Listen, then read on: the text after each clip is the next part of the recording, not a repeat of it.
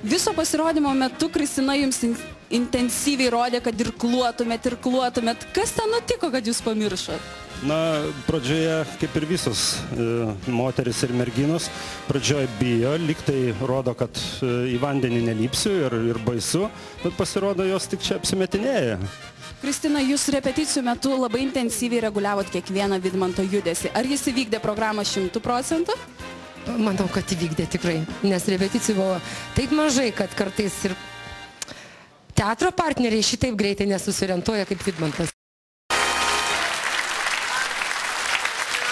Aš tik pasitikrinsiu, čirškėjo angliškai, tai ką tai reiškia?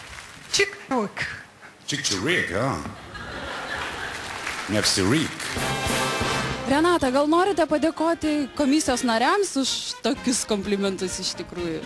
Tikrai reikėtų padėkoti. Ačiū Jums labai už aukštus balus ir už tokius komplimentus. Ačiū. Deivi, manau, tu... Aš tai ačiū tik tai Vytautui Juozapaičiui, nuoširdžiai. Renata, per repeticiją sakei, kad tu nei kiek nesijaudini, o kaip yra dabar? Dabar jau viskas, jau sudainuota. Bet jūs taip gražiai šokot sinchroną, aš galvoju, kur jūs mokėtės?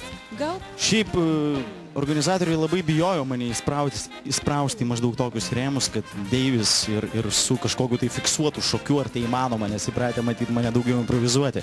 Bet manau, kad galima susitvarkyti ir su tuo, repetuojant namuose prieš veidą.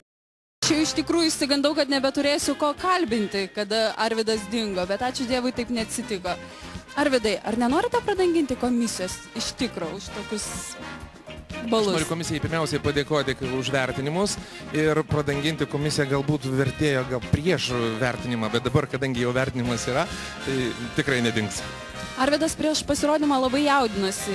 Kaip jūs jaučiatės dabar? Gerai? Jaudinausi ne tik tai prieš pasirodymą, bet ir scenoje visiškai žiuvo burna ir jeigu būtų reikėjęs sudainuoti dar vieną posmelį, ko gero nebūčiau to sugebėjęs padaryti.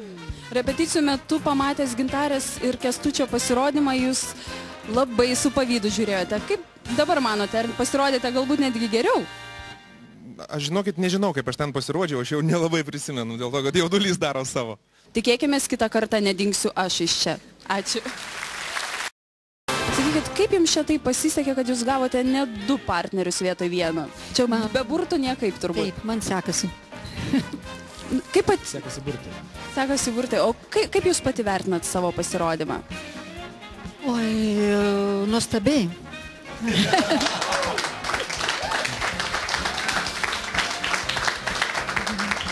Aš esu patenkinta savim ir partneriais.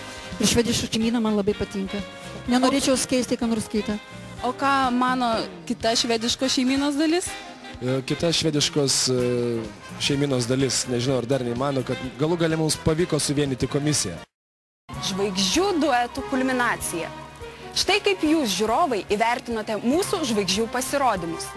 Deja, mažiausiai balsų surinko ir 10 vietoje liko Vytautas Grubskas ir Arina.